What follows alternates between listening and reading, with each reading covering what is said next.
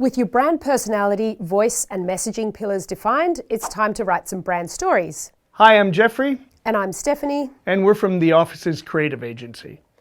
Now, you want lots of brand stories and you can keep building on these over time. Firstly, you want a brand foundation story on how the brand came to be. But you also want stories about your brand purpose, your founders, your best recipes, and so on. These stories don't need to be serious or literal. They should bring your whole brand personality to life in the shortest possible way. For example, the foundation story for Oatly has a really playful feel. It starts with, back in the day, 30 or so years ago, there was no Oatly.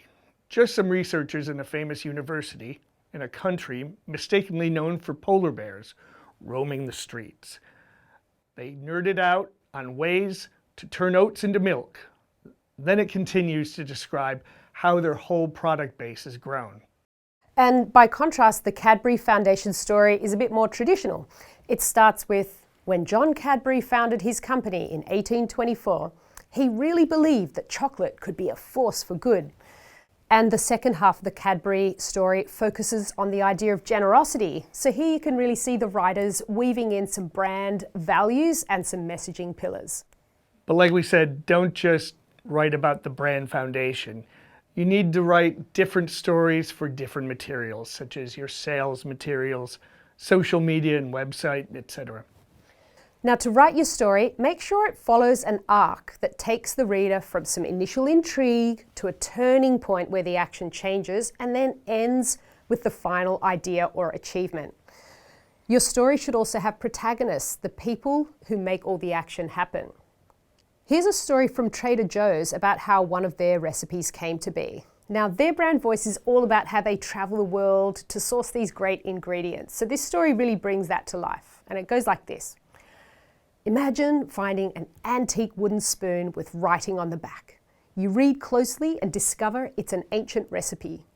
Upon examination, you find it's a very old cream skimmer. You realize that the message on the back is actually a recipe. Step-by-step directions for making farmhouse cheese exactly the way it was done by an anonymous dairy farmer once in the Italian Alps. If you were to follow that recipe like we did, you would end up with our formaggio lagorei. So I'll end it there, but you can see how the story follows a classic arc.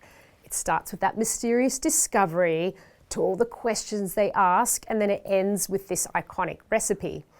And you'll also notice that the story has some protagonists.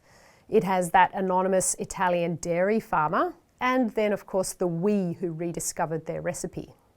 People remember stories, so you want to use them often. Whether it's your packaging or your latest piece of content. Write about stories about your people, your employees, what you did in your community, the wildlife and the tree outside your facility. These will all build on a unique set of words in a way that no competitor can imitate. They're your stories. That's it. So have fun writing your brand stories. Thanks for watching and make sure to check out our other videos.